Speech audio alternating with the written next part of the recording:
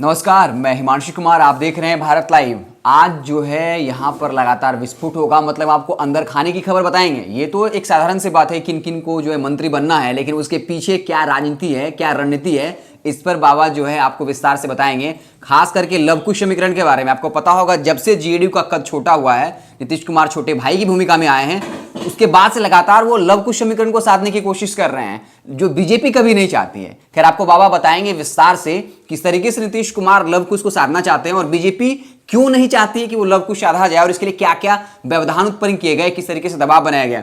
तो बाबा, लव कुश समीकरण एक बहुत बड़ा मुद्दा है, क्योंकि नीतीश कुमार जब से छोटे भाई की भूमिका में आए हैं, वो असहज महसूस कर रहे हैं। जैसे हमारे संपादक नमन मिश्रा बार बार इस शब्द का प्रयोग करते हैं, उन्होंने शुरुआत करी है सहजता शब्द की।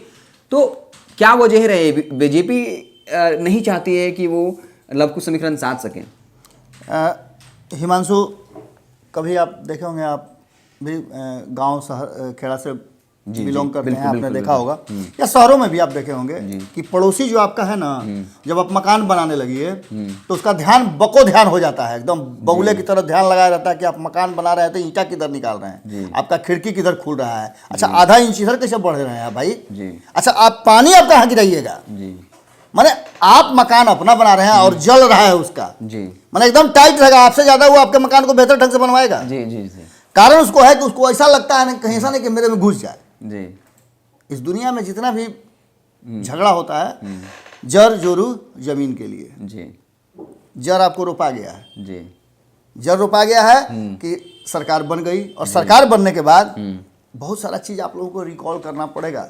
बड़ी आप लोगों ने गलियाया है रे बाप, इतना आप लोगों ने गाली दिया है कि आपके पास ही हो जाता है, आप ऐसे कैसे बोल देते हैं। लेकिन हाँ, एक बात है, ऐसे लोगों की संख्या बहुत ही कम है जो हार्डकोर समर्थक है, ड्राई हार्ट समर्थक, और जिनको एगो कहा जाता है, कौन, अंधभक्त, क्या कहा जाता है, अंधभक्त, जो जिनको अंधभक्त कहा जाता है, उस टाइप के लोग जो है ना वही गरियाते हैं। लेकिन जो लोग जानते हैं, जो बुद्धिजीवी हैं, जिनका कद बड़ा है और बिहार में जो जन्म लिए हैं, वो तो जन्म से ही राजनीति जानते हैं, चूंकि राजनीति की जननी है भाई। प्रशांत किशोर अकेले ही ले है पूरा देश, बिहार का ना है। अब वो करे चाहे नहीं करे, नाम तो हो ही रहा है, लड़े सिपाही नाम हवलदार का, वही हाल है। तो कहने का तात्पर्य एक चीज है कि हमने कहा था कि भैया मोहन भागवत आ रहे हैं और सरकार बना के जाएंगे, सरकार बना के जाएंगे। देखिए कितना शुद्ध उनका चरण है। एक बार आए थे 2015 में तो फंसा दिए थे बीजेपी को, सरकार नहीं बनी थी। अबरी बार पूरा पूजा पाठ दुनिया जहान सब करा के आए हैं। जो एक लाइन का सवाल पूछ लेते हैं, अलग से अचानक ये पैदा हो गया।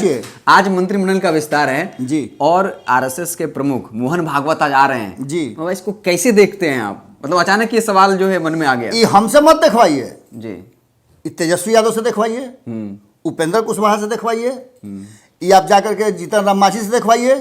कारण कि ये लोग समाजवादी अपने आप को कहते हैं, और कुछ समाजवादी जो हैं बीजेपी में भी हैं, वो देखें कि कैसे हो रहे हैं। और खास करके लालू प्रसाद का वो दिन याद कर लीजिए कि कार्य मर्द तो आरएसएस के पूरा बिहार में शाखा खोलवा दिया जी। ये सब बातें पुरानी हो गई हैं, लेकिन नए कलेवर में है। मोहन भागवत आ रहे हैं, हमने कहा भी था कि उससे पहले हो जाएगा। लेकिन सबसे बड़ी बात जो हुई है, वो जिस पर चर्चा करने के लिए हम लोग बैठे हैं, जो विस्फोटक बात है। हम 2-3 दिन से हम लोग खबरें जो कर रहे थे जी, इस बात की भनक और इस बात का हमें पता चल गया था कि नीतीश कुमार जिस रास्ते पर चल रहे हैं, वो रास्ता बीजेपी को मंजूर नहीं है। और अभी तो सरकारी रेल है, आप विदाउट टिकट भी पास कर जाते हैं जी, ज़्यादा कुछ नहीं होता है, फाइन लग जाता है। लेकिन अगर आप प्राइवेटाइजेशन हो जाएगा, इसका निजीकरण हो जाएगा रेल का, और तब भैया स्टेशनों पर आप नहीं जा सकते हैं। चढ़ने का तो बात अलग है, सफर का बात अलग है, स्टेशन पर ढुकने नहीं दिया जाएगा आपको जी। आप इस चीज को महसूस करते होंगे, और महसूस करने के पीछे बहुत सारी बातें भी हैं। अब स्थिति यह है कि बेचारे प्रयास तो कर रहे थे नीतीश कुमार, लेकिन रेल किसकी थी? केंद्र सरकार की, जिस पर वो सवारी कर रहे थे, चला रहे थे। तो ड्राइवर की औकात मालिक की तो हो नहीं सकती है। अब मालिक ने कहा कि यदि जो आप ये समीकरण कर रहे हैं, जो पटरी पर रेल को दाएं बाएं घुमा रहे हैं, जहां नहीं रुकना है वो स्टेशन पर रोक देते हैं, तो आप कौन चलने देंगे? आप या तो ड्राइवर चेंज करो, और नहीं तो स्टेशन पर जहाँ कहेंगे हम वहाँ उतरना पड़ेगा आपको। स्वाभाविक सी बात है। एक बात तो तय हो गया इसमें कि लवकुश समीकरण का जो एक खाका खींचा था नीतीश कुमार ने, और संपादक नमन मिश्रा जी के पास सूत्रों के द्वारा खबर आई थी, बहुत पुख्ता खबर है, उस खबर पर अभी विराम नहीं लगी है और भारतीय जनता पार्टी चाह करके उस समीकरण को नहीं तोड़ सकती है, क्योंकि वो लोग जो इस योजना को बना रहे हैं लवकुश समीकरण को एक मजबूती देने का और आने वाले देश के और अन्य चुनावों में साधने का, वो अभी भी बरकरार है। उसमें उपेंद्र कुशवाहा की भूमिका थी, जिसको लेकर के नीतीश कुमार को ही मजबूरन उनसे बातचीत करनी पड़ी। लेकिन भारतीय जनता पार्टी नहीं चाहती है कि नीतीश कुमार का ये लवकुश समीकरण मजबूत हो, क्योंकि भारतीय जनता पार्टी ने नीतीश कुमार को टास्क दिया था कि बाकी सब समीकरण हम साध लेंगे, आप एगो हाउ समीकरण साध लीजिए। हाउ समीकरण का मतलब पूछते हैं आप? हाँ, मुस्लिम समीकरण। Yes yes yes yes yes yes. उसने कहा कि मैं वाई समीकरण साध लिया हूं एगो। देखिए बिहार का प्रभारी मैंने बनाया वाई को जी। आप देख लीजिए कि जो जिसको मुख्यमंत्री बनाने का हम प्लानिंग कर रहे हैं वो वाई है। जिसको मुख्यमंत्री नहीं बना रहे हैं वाई है जी। जो अगल बगल में घूम रहा है वाई है। मैंने खाली वाई हम कर रहे हैं, तुमसे एगो एम नहीं सध रहा है, तो यो कहे कि है ना बसपा से एगो जीत के आया है, अभी हम साथ लेते हैं जी। इन सब में आप उपेंद्र कुशवाहा के साथ नहीं हो सकते क्योंकि आपका भाई है और भाई भाई को एक नहीं होने देंगे बीजेपी जी। और उसने साथ दिया। नीतीश कुमार छटपटाते रह गए, उपेंद्र कुशवाहा नया कुर्ता पजामा सिखा लिए थे और मिलन समारोह होते रहा। कल जब विशाल इंटरव्यू ले रहे थे, उपेंद्र कुशवाहा की पार्टी के जो एक बड़े नेता हैं और काफी उपेंद्र कुशवाहा के कहा जाए तो एकदम मजबूत स्तंभ हैं जी। जब धीरज सिंह कुशवाहा से वो बात कर रहे थे तो उनके चेहरे का भाव बता रहा था कि समीकरण फेल कर गया। और उन्होंने कहा, यहां तक कहा जब विशाल ने पूछा उनसे जी कि उपेंद्र कुशवाहा जी मंत्री बनने जा रहे हैं, मंत्रिमंडल का विस्तार हो रहा है, आपका क्या कहना है? तो उन्होंने साफ कहा कि अगर ऐसा है, आप जानते हैं, तो मिठाई बांटिए। अब सोच लीजिए कि ये तलखी क्या बता रही थी।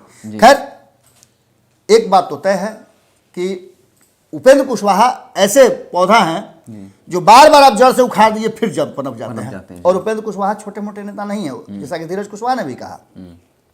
उपेंद्र कुशवाहा ऐसे नेता हैं जो जमीन के नेता हैं, और ये जरूरी नहीं है कि हर कोई सत्ता में ही रहे जी। हमारे जितने भी बिहार से बड़े बड़े राजनीतिज्ञ हुए हैं, चिंतक हुए हैं, समाजवादी नेता हुए हैं, उन्होंने कहा है कि सड़कें यदि शूनी हो जाएंगी तो सत्ता आवारा हो जाएगा जी। और रोटी को उलटते पलटते रहना चाहिए। तो एक आदमी ऐसा होना चाहिए जो रोटी को उलटने पलटने वाली बात बोलता करता रहे और करवाता रहे जी। उपेंद्र कुशवाहा ऐसे ही नेता हैं जो चिंता का कारण तो हर एक राजनीति के लिए बने रहते हैं। उन्होंने GDSF बनाया जी। उसके 6 विधायक जीत करके आए हैं संगठन में, भले अपने नहीं जीत पाए जी।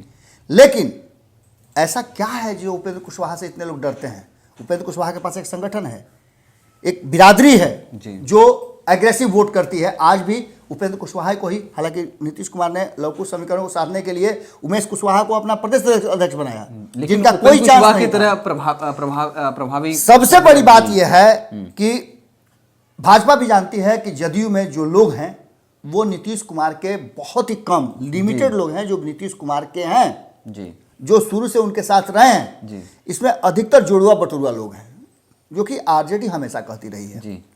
और कहीं ना कहीं बीजेपी को यह बात एहसास हो गया था कि लवकुश अगर एक साथ हुए तो मजबूत हो जाएंगे।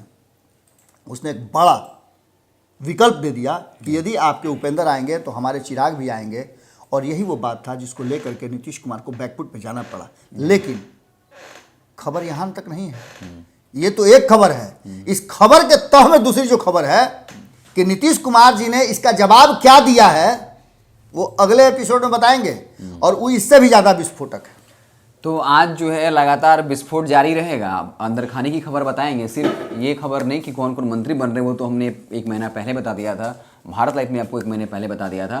तो अब अगली खबर जो है, अब आपको बताया किस चीज़ के बारे में बताएंगे, तो आप जुड़े रहें भारत लाइव से। हम आपको पल पल की खबरों से लगातार अपडेट करते रहेंगे। बहुत बहुत धन्यवाद। अगर ये वीडियो पसंद आई और वह बिहार के राजनीति और बिहारियत से सरोकार रखेनी तो सब्सक्राइब बटन दबा के चैनल के सब्सक्राइब कर ली। ओजे एगो घंटी बा, ओकरा बटन दबा देला से कुल सटीक और मारक खबर रुआ मुफ्त में मिल जाई। अगर रउआ पत्रकारिता के हमनी के नया प्रयोग में सहयोग कर चाहतनी तो ज्वाइन बटन दबा दी।